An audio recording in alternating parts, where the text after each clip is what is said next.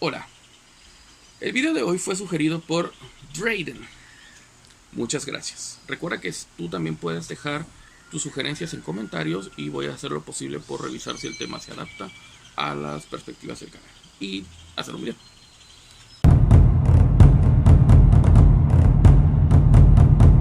Se llama Día Cero.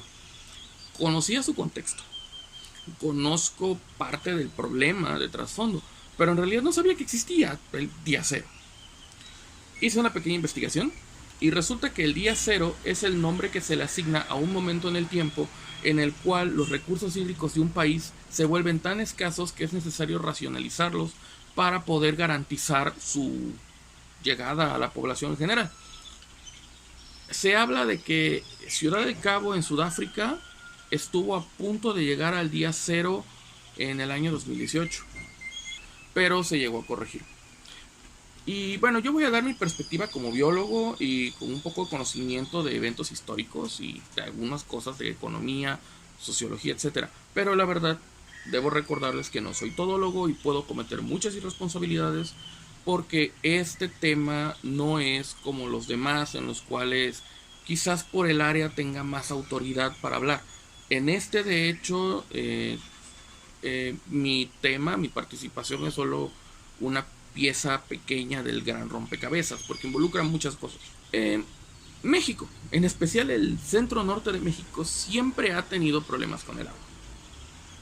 ¿Por qué? Porque sí, existen cuerpos de agua muy grandes. Afortunadamente, las sierras madres ofrecen mucha agua, pero su ubicación geográfica, así como también la exposición a ciertos elementos y las características de su desarrollo en el tiempo, han dado pie a que sea una zona desértica, semidesértica o con periodos secos muy grandes. Esto se traduce en que los pocos cuerpos de agua que forman parte de la misma área biogeográfica sean su principal sustento. Si metemos a esto la aplicación de medidas sociales que no funcionan, como es el entubado de ríos o intubado, no sé cómo se diga, de cuerpos de agua, al mismo tiempo la explotación exagerada del agua para satisfacer los requerimientos de la agricultura y otras cosas más, tenemos un problema muy grande porque entonces se genera un desabasto mayor.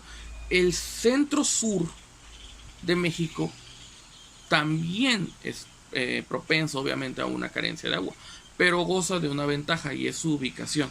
Irónicamente, lo que el gobierno actual quiere destruir es lo que garantiza que el centro sur tenga mejor situación con el agua. ¿Qué vendría siendo esto? Sus ecosistemas, principalmente porque hay selva baja inundable, selva media perennifolia, etc. Todos estos ecosistemas permiten que se acumule la humedad y que al mismo tiempo los sistemas de raíces atrapen el agua y permitan una mayor filtración, cosa que no ocurre en las zonas semiáridas y en las zonas secas, porque allá las plantas lo que necesitan es absorber agua del lugar, porque si no se mueren. Bien, tenemos entonces un problema de desabasto muy grande. Tenemos muchísimas empresas, entre ellas empresas de Estado como Pemex y Comisión Federal de Electricidad, que construyen enormes represas donde desvían el cauce de los ríos para mantenerlas y así generar electricidad a base de turbinas. Primero que nada, eso es una medida abusiva que quita completamente los recursos hídricos a varios pueblos y a varias zonas geográficas pequeñas de esta parte centro-norte. Además, tienes empresas como Pemex que necesitan agua para sus calderas y que por lógica lo que hacen es que vienen, la toman y la vuelven a tirar. Pero en ese proceso, esa agua ya se contaminó con elementos derivados del mismo paso de una sustancia tan corrosiva como el agua por ductos. No importa si son de plástico, no importa si son de materiales metálicos, siempre va a darse un proceso de corrosión porque esos tubos no están completamente limpios. Yo he estado tratando de revisar las NOM y justamente lo que te dice, no están completamente limpios.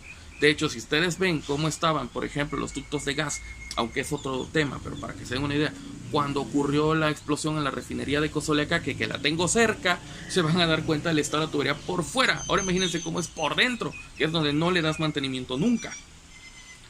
Pero bueno, volvemos. Tienes entonces estas dos empresas paraestatales que absorben una enorme cantidad de recursos hídricos. Los acaparan. Aparte, después vienen las subvenciones a empresas como Coyame, como Coca-Cola, como Pepsi-Cola, etcétera, que vienen, toman toda el agua y lo ocupan. Aparte tienes a irresponsables imbéciles como Juan Pazurita, del que voy a hablar más adelante, pero que lo tengo que mencionar ahorita, que roban agua de un manantial para venderla. Estás a la par de Bonafont, mijo. Y yo sí soy científico, no tengo que estarlo poniendo en todas partes. Aunque lo pongo en mis títulos, pero esa es otra historia. Tienes entonces una enorme cantidad de individuos que llegan y se roban toda el agua. Bueno, técnicamente no la roban, la acaparan, porque la poca cantidad de agua que ellos dejan es la que consumen tanto medio ambiente como individuos. Bien, ¿cuál es el problema? Que desafortunadamente cada vez más personas tienen requerimientos de agua. Pero en lugar de tratar de dárseles abasto de agua, lo que se hace es incrementar el consumo de agua, el acaparamiento de agua para vender esa agua. Y tienes otro problema. Hay agua, porque el agua limpia es un recurso finito, pero el agua sigue allí. Tienes el problema de que las personas desperdician agua y esta agua se va a los drenajes y se ensucia. Entonces tienes aguas negras y aguas grises. Otro gran problema. ¿Por qué? Porque ocurre que se está dando el momento en el cual hay mayor cantidad de aguas negras y grises que de agua potable. Que aparte hay que recordar que el agua de los ríos y los lagos no es necesariamente potable. Debe ser potabilizada para su uso urbano y suburbano. Entendemos que es un problema muchísimo más grande que solamente viene una pipa y jala el agua. Aparte tienes otro punto. El agua según sus ubicaciones tiene una composición diferente. No es lo mismo el agua de Cuatro Ciénegas, Coahuila, que es depredada por Lala y Nestlé, que el agua que tú localizas en Valle de Bravo, que es depredada por Pemex y CFE. Su composición a nivel de todas las sustancias que se encuentran diluidas en ella es diferente, aparte de microorganismos. ¿Cuál es el punto? El agua de Valle de Bravo es mucho más viable para su uso que el agua de Cuatro Ciénegas. ¿Por qué? Porque esa agua es rica en bacterias que han estado allí millones de años antes de que siquiera hubieran dinosaurios. Y que por lógica no debes tocar, pero la tocas. Y en cambio tienes esta otra donde también se consumen grandes cantidades. Bueno, hablamos del asunto de las empresas. También se da en el sur-sureste, pero como les mencionaba anteriormente, ahorita me importa más hablar de esta área porque son las que están en mayor riesgo. El punto viene de que el día cero es realmente algo muy difícil que se pueda dar. Sí se puede dar, pero es difícil que se dé. 1. En la historia de la humanidad, por más imbécil que haya sido el cuerpo de gobierno que se encuentre en ese momento, llámense reyes, dictadores, presidentes, zares, como tlatoanis, como lo quieras llamar, siempre que sienten, irónicamente, que el agua les llega al cuello, buscan reducir el consumo de agua para que las personas puedan tener más. ¿Por qué? Porque no puedes vivir sin agua. Personalmente, yo siempre lo he dicho, uno de los grandes problemas en México es que se enfoca demasiado en la producción de petróleo, cuando el petróleo es mierda. Pemex es mierda, todo lo que venga de Pemex es mierda, contaminante, y me vale 30 hectáreas de verga Lázaro Cárdenas, por mí orino en su tumba. A lo que veo con esto es, México es un país que tiene que, en vez de construir refinerías, tiene que construir una enorme planta de tratamiento, potabilización y purificación de agua, para que todas esas aguas negras y grises que están siendo producidas y tiradas a los cuerpos de agua potabilizable y que irónicamente al contaminarse incrementan más el problema, puedan ser reutilizadas para consumo humano y se reduzca así el riesgo del día cero. Ciudad del Cabo, a pesar de todo el problema, no alcanzó a llegar al día cero. México está en una mejor situación respecto a Ciudad del Cabo, pero muchos estados de México de hecho están abajo de Ciudad del Cabo. ¿Cuál es el punto? Medidas de políticas públicas. Por ejemplo, si vas a producir electricidad, necesitas apostar a algo que no sea una represa altamente dañina y a largo y mediano plazo. ¿Por qué? Porque, como te lo vuelvo a decir, alteras el cauce de un río. Número 1, inundas una zona, generas efecto de borde, generas fragmentación de hábitat, dañas a las especies silvestres. Número 2, le quitas agua a pueblos indígenas, a zonas marginadas, etcétera, que son los que siempre pagan el precio. Tú lo puedes ver, incluso en México, cuando las inundaciones de Tabasco, el imbécil del Cacas, y esto lo tengo que decir al final del día, prefirió desviar, y escucha la palabra, desviar el cauce de las inundaciones hacia pueblos indígenas. ¿Por qué? Porque al gobierno y a los gobiernos no les importa a los indígenas. Pero bueno, volvemos a lo mismo. Tienes aquí a los indígenas, tienes aquí a esta gente. ¿Qué necesitas? Darles agua. Quita esa presa, regresa al cauce natural del cuerpo de agua e invierte en otros tipos de tecnologías para producir electricidad. Hay muchas. El norte del país es una zona semiárida y por ende puedes recurrir a fuentes como energía solar. Que sí, que no es quizás la mejor porque los paneles a la larga pueden llegar a ser contaminantes, pero es un ejemplo. Otro ejemplo, la energía nuclear. Desafortunadamente no puedo confiar en el gobierno para que administren bien una planta de energía nuclear. De hecho, todo el tiempo me da miedo pensar en que Laguna Verde puede volverse el próximo Chernobyl. Pero como le comento a las personas, para que la central nuclear de Fukushima se volviera tan peligrosa, fue necesario un terremoto y un tsunami más grandes en la historia de Japón en mucho tiempo. Para que la presa de Bayonne, en Francia, tengo un video, colapsara, solo fue necesario que alguien no revisara un remache. Es un asunto complejo, pero bueno, no voy a hablar ahorita tanto de eso porque yo no soy arquitecto ni ingeniero. Tenemos esa parte, tenemos el asunto del agua, tenemos el asunto de que necesitas generar todo esto y también tienes el asunto de las empresas. Las empresas aquí lo que hacen es aprovechar la ley y hacer la ley del menor esfuerzo también. ¿Para qué voy a potabilizar agua? ¿Para qué voy a limpiar agua si el propio gobierno me permite ir y robar agua? Se necesita una modificación de la ley de aguas nacionales. ¿Para qué? Para así también garantizar. Un ejemplo, las aguas residuales no están dentro de la ley de aguas nacionales.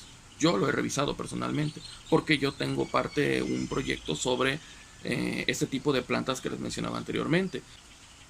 No me estoy promoviendo, ¿ok? Solamente es un ejemplo. Tuve que hacer toda esa búsqueda. Tienes todo el problema y no hay soluciones en la ley, porque la ley no dice nada. Ahora, mis recomendaciones para ti como persona, para mí como individuo. Para no seguir hablando de política, porque la verdad me canso. Número 1. Si te vas a bañar, ya lo sabes. Desde niños nos lo decían. Ciérrale a la llave cuando te vas a enjabonar, cuando vas a hacer todo ese proceso. 1. 2. Muy importante. Una ducha bien realizada solo tarda de 5 a 15 minutos. No es un baño de tina, no es un jacuzzi. No te vas a limpiar más por echarte un galón de agua en el sobaco. Si te apesta, te apesta. Existen otras herramientas, existen otras cosas. Lavarte las manos, existen geles desinfectantes, existen otras entidades que puedes recurrir a ellas en lugar de gastar tanta agua. Otra, si te vas a meter a un cuerpo de agua, por ejemplo a un río, no te pongas bloqueador solar. Trata de no estar consumiendo drogas o algún medicamento. ¿Por qué? Porque llegan al cuerpo de agua y lo contaminan, lo quieras o no. No te estoy diciendo no tomes medicinas, te estoy diciendo ser responsable con el consumo de tus medicamentos. No le creas a la publicidad. Claro que afectas al medio ambiente con un factor de protección solar. Te protege del cáncer y de los rayos ultravioleta, sí, pero dañas al agua. ¿Y cuál es el recurso del que estamos hablando? El agua. Otra, si compras agua embotellada, mira, el agua embotellada no es más que agua potabilizada.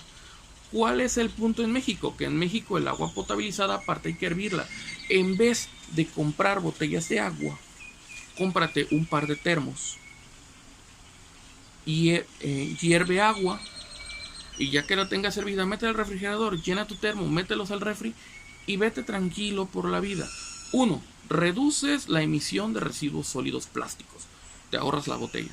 Y 2, y más importante aún, también estás utilizando agua que viene ya para ti. No estás beneficiando ni a empresas ni a todas estas cosas. Otra, no compres el agua de Juan Pazurita. Este tipo oportunista rata que se autoproclama científico pero no lo es solo un vil influencer más como Dallas, y nadie, carajos, cree que Dallas tenga algún rigor científico. O sea, es un payaso divertido, pero no tiene valor científico. Este payaso de Juanpa lo que está haciendo es de hecho un robo de un manto acuífero, de un cuerpo de agua. Como la ley de aguas nacionales dice que el agua es de todos, él lo que hace es que llega con una enorme pipa y jala toda el agua que puede de un cuerpo, de un manantial, por ejemplo, que es creo que lo que anuncia. Jala toda el agua de un manantial, la roba, escucha la palabra, la roba, porque no la paga, y la envasa. Lo siento, pero para eso mejor contrata a la planta purificadora de tu colonia. Un proceso de purificación realmente no es tan caro. Si quieres, cómprate un garrafón. O sea, hay gente que, bueno, no quiere invertir en gas. Cómprate un garrafón de agua de tu colonia. No le compres a Bonafont. No le compres a Agua Cristal, que son empresas enormes, propiedad de Coca-Cola, propiedad de PepsiCo, propiedad de todos estos. Tampoco le compres al gobierno federal, porque el gobierno federal es parte del problema. No le creas al gobierno federal que solamente las empresas. Ellos son parte grande del problema. Entonces, mejor cómprale a la empresita pequeña que está en tu colonia. A esos que venden sus garrafones, los traen en triciclos o los traen en camionetitas rascuachas. Porque sí, quizás no estén tan limpias, pero son aguas potables. No hay ninguna diferencia entre esa agua de garrafón y el agua de Juan Pazurita. Probablemente el agua de Juan Pazurita incluso tenga Naegleria fowleri. Eso no te lo dice, claro está. En fin. Nada más quería decir esto de rápido. Es más una opinión que más información quizás. Pero bueno, como lo dije anteriormente, desafortunadamente no puedo dar tantos datos como en otras situaciones.